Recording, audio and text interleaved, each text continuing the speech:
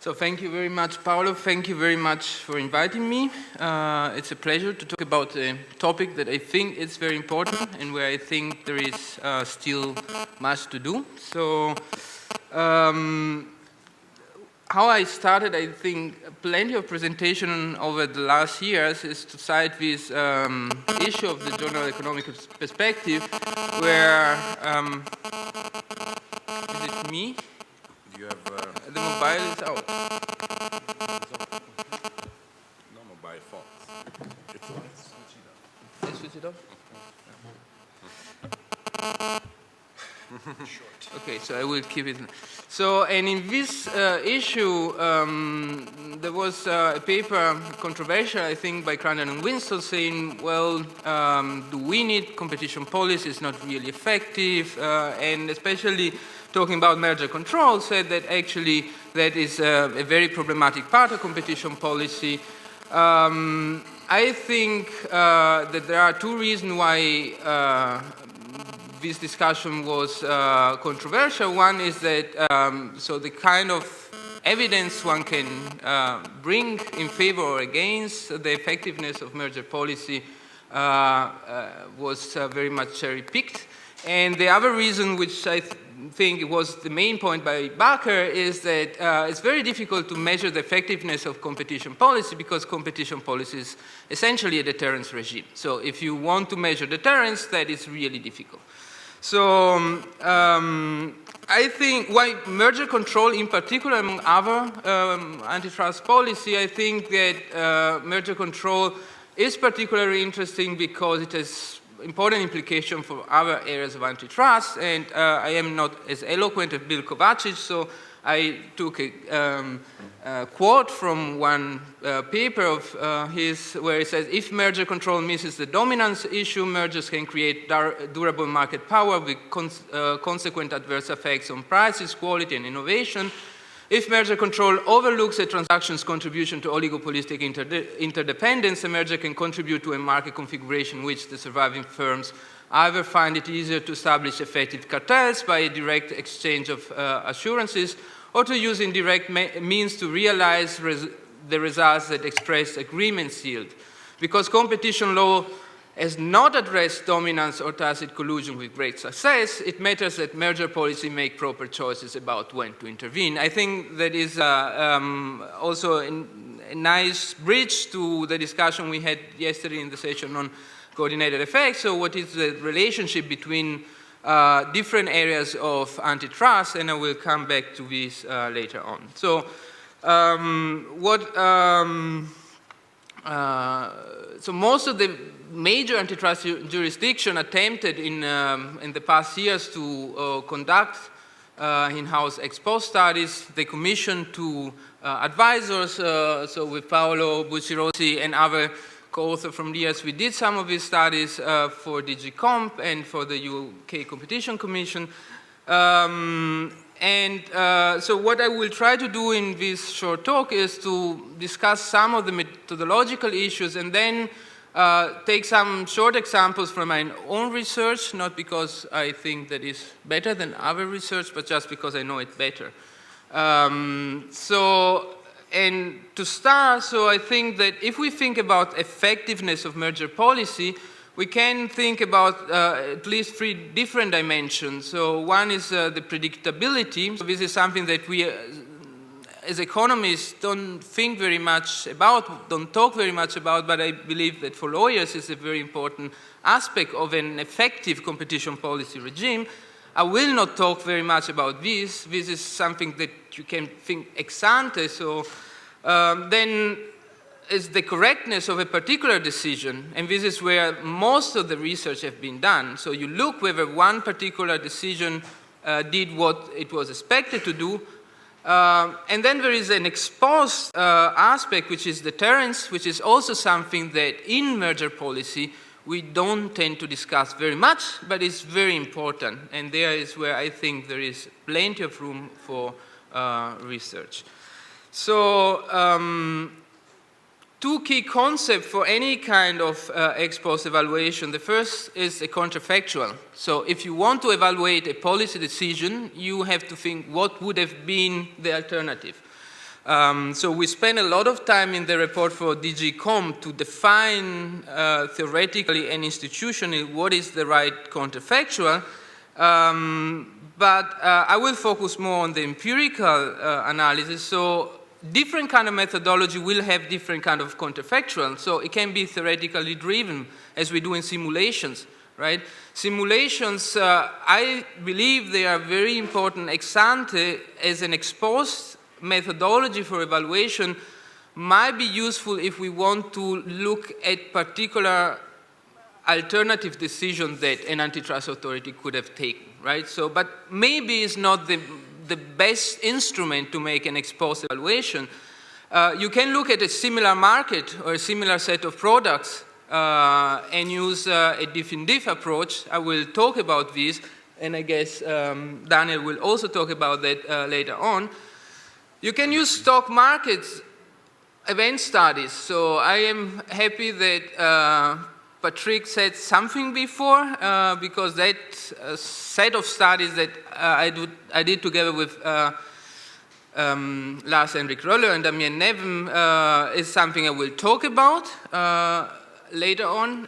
You can use the opinion of a relevant group of actors, so what you do in surveys. That is something that very often has been done in in-house ex post evaluation by competition authorities.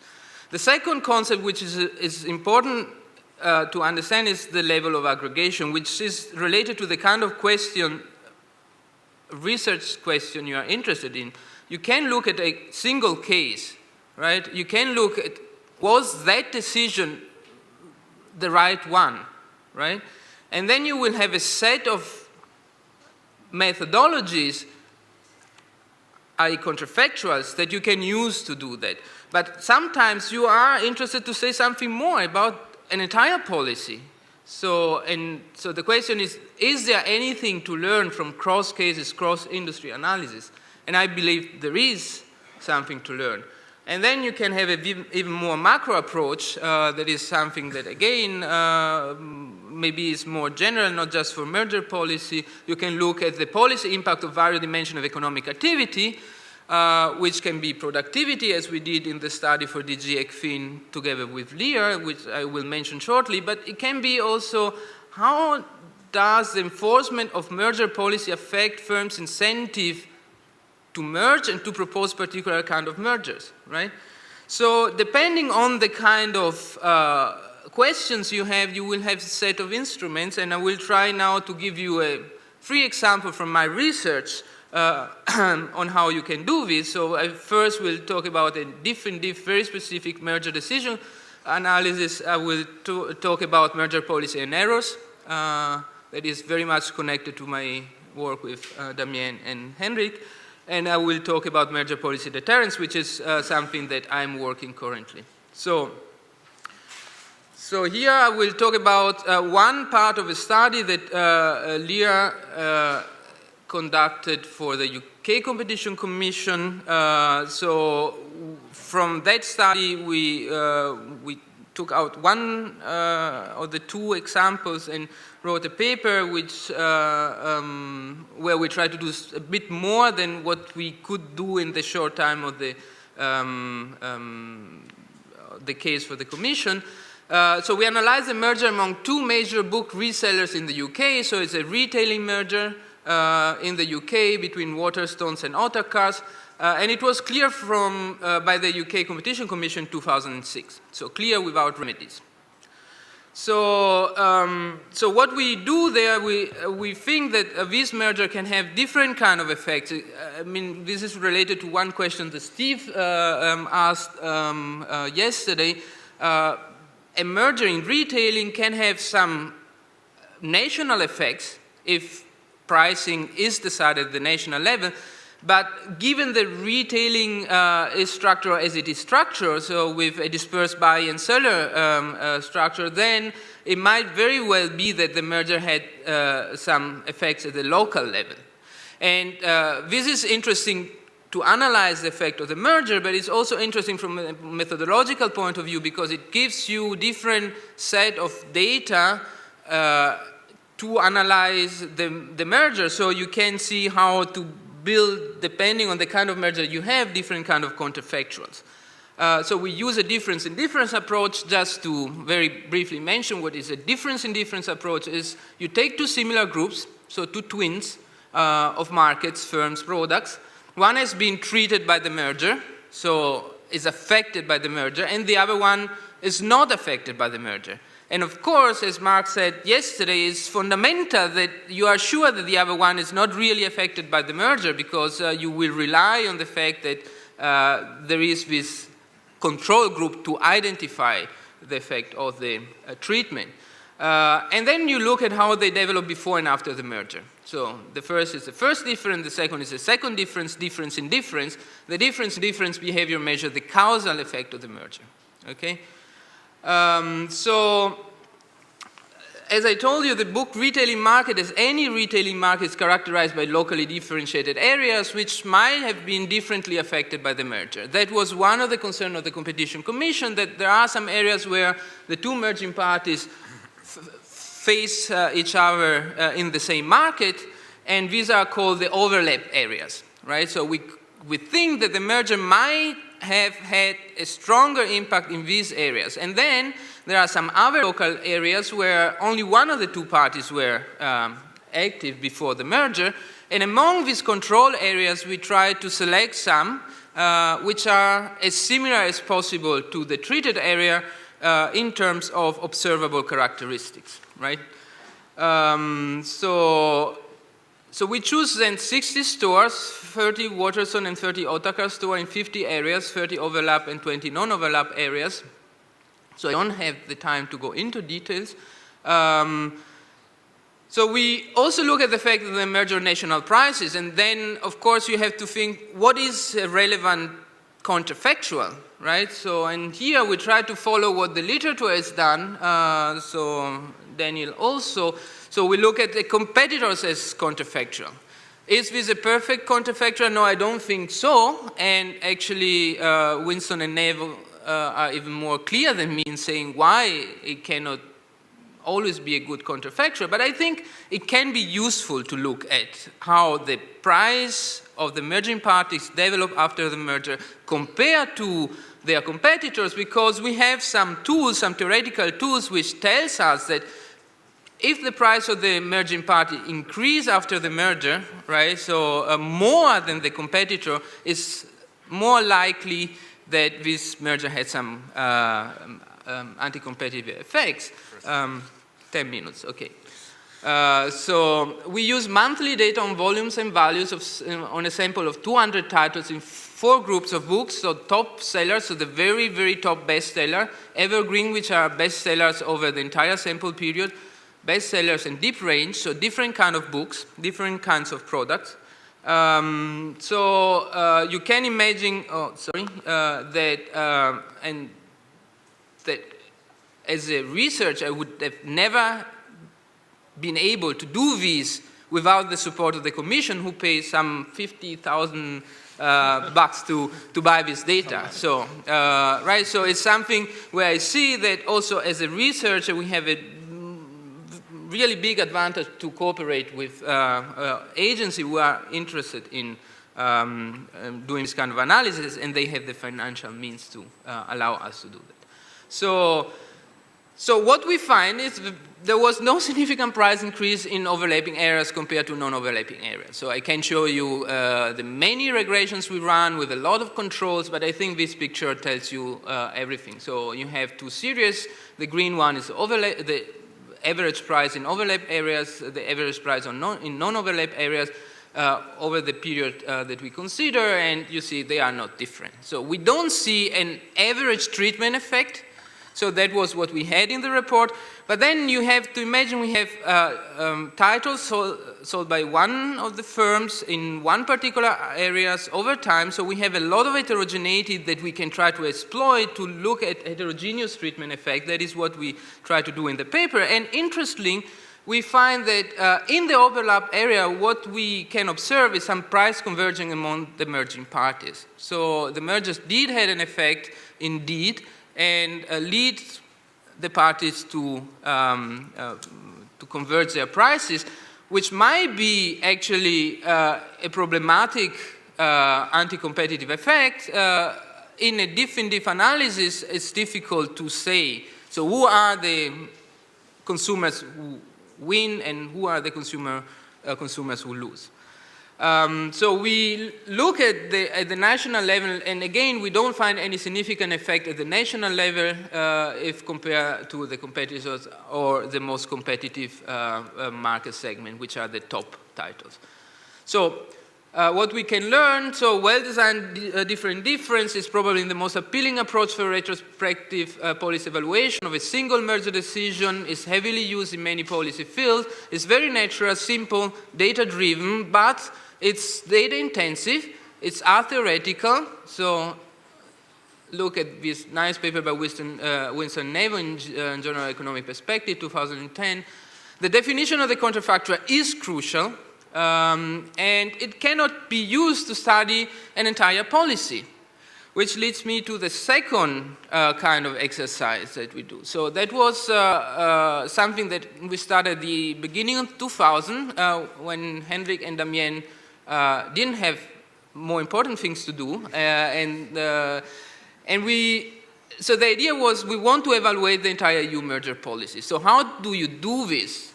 How do you evaluate so hundreds of cases? It's very difficult, right? So then you resort to a model, right? So what you want to measure is the competitive effect of a merger. So how do you measure that? You would like to have consumer surplus. It's difficult. So we try to rely on a simple theoretical model that allows us to do that. So we have a large sample containing 355 mergers in the latest of the two studies.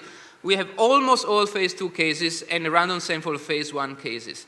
So the framework is based on two main assumptions. So one is theoretical, and it's the paper by Farrell and Shapiro, IR 1990, which is exactly what Patrick said before. It's a simple framework, but it catches some important messages. So a merger which is good for the rivals, an horizontal merger which is good for the rivals, is generally bad for the consumers, okay? So this is a theoretical identification.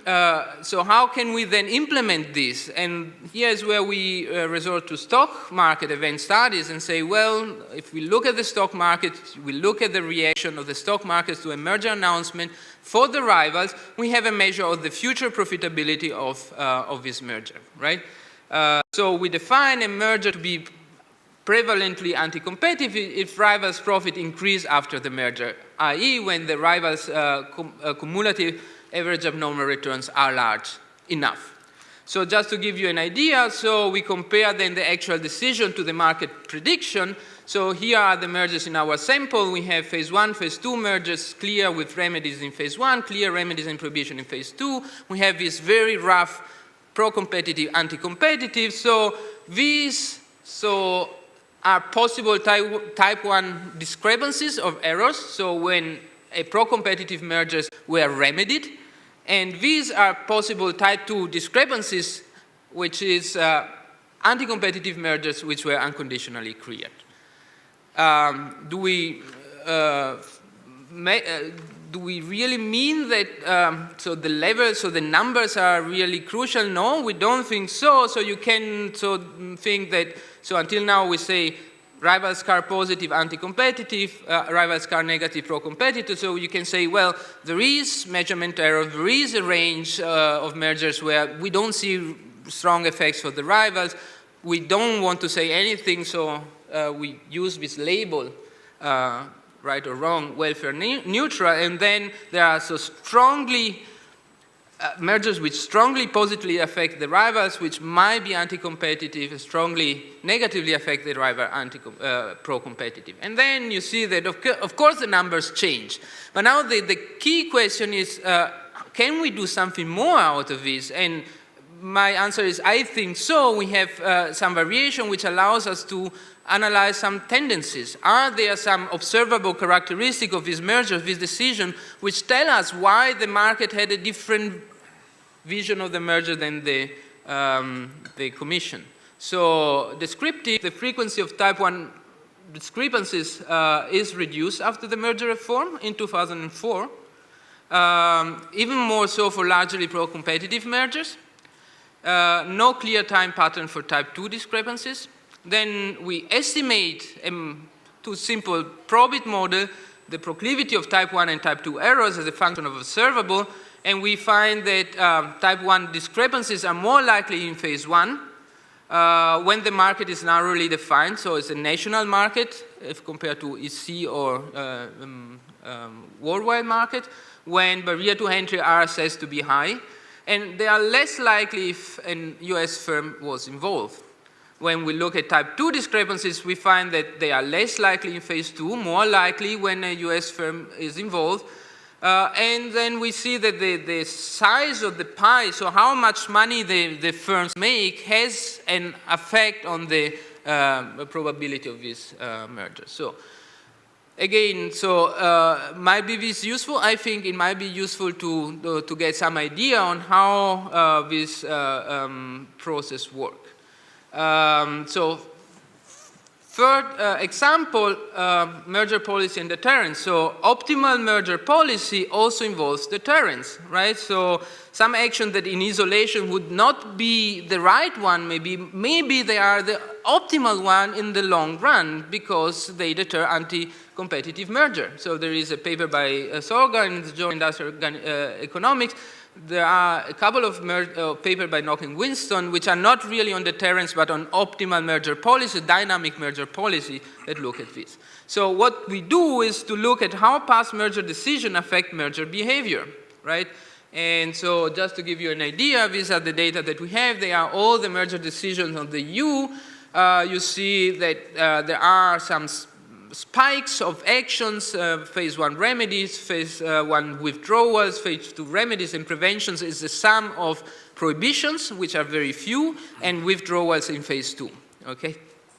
So what we do is, what do we want to explain? Well, in one paper we look at the sample of mergers I mentioned before, and we look at the likelihood that the merger is anti-competitive, welfare neutral, or pro-competitive as a function of the decision in the past 6 months, right? So is true that when we see a prohibition last 6 months, the likelihood that the mergers that we observe are anti-competitive is lower or higher, right? Controlling for many other factors. So, and we use this indicator that I mentioned before, and we see that indeed past prohibition deter anti-competitive merger in pre-reform. Post-reform, there were too little prohibitions to make any kind of inference. Withdrawals and phase 1 remedies also deter anti-competitive merger, post-reform, right? And the nice thing, we don't observe any over-deterrence to the policy enforcement. There is no relationship between the policy and the likelihood of a merger to be pro-competitive. We can do this because we have free outcomes, right? So the alternative that we can use is a different kind of model, which is similar to what my colleagues and friend Joe Clougherty and Jos Helgesla use in a recent paper in Journal Law and Economic Organization, which is related to the literature on crime, right? So you look at the likelihood, so you look at past decision affect the proclivity of mergers, right? So, and you do that in a kind of dynamic panel model to account for the merger wave. And the nice thing is that it's a different model, right? And we again find that withdrawals and phase 1 remedies deter, but only after 2004. So that is something which is nice because with different methodology, okay, the same data, but different methodology, similar, but different outcome, right? We get a very similar picture. So to conclude, what I tried to convey is that different methods can be used to answer different questions depending on what you want to answer. Sometimes you want to know whether a single decision was right. You might want to know something about the world policy. We can also like to look at macroeconomic effects. I think that the conversion of different results based on different methods and data can give confidence on their reliability. what I think is still interesting to do, so I think the discussion yesterday was extremely interesting because I think that the relationship between different areas of competition policy, to look at the relationship from both perspectives, so the firms who do this thing are always the same firm. So we learned yesterday, so there are some firms that are involved in many cartels, and these firms also merge, and when do they merge? When do they form a cartel? Does this depend on the enforcement of the policy? And which policy? So is merger policy or is Article 101, Article 102? I mean, we take these things as different boxes, but they are all part of the same big picture.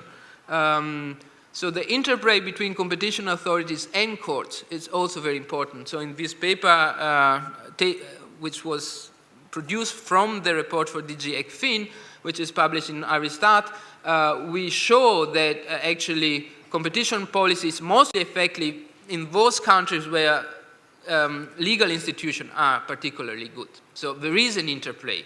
Competition policy is the only policy which goes so much through the courts.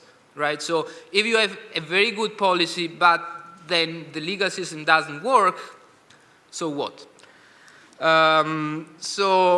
And then I think that the relationship and convergence among the decision of different agencies is also something which is particularly interesting. There is a paper of a young postdoc who looks at the decision of the US and EU and try to see whether the decisions were converging. And I think it's a very interesting issue where we still know very little. Okay, thank you very much.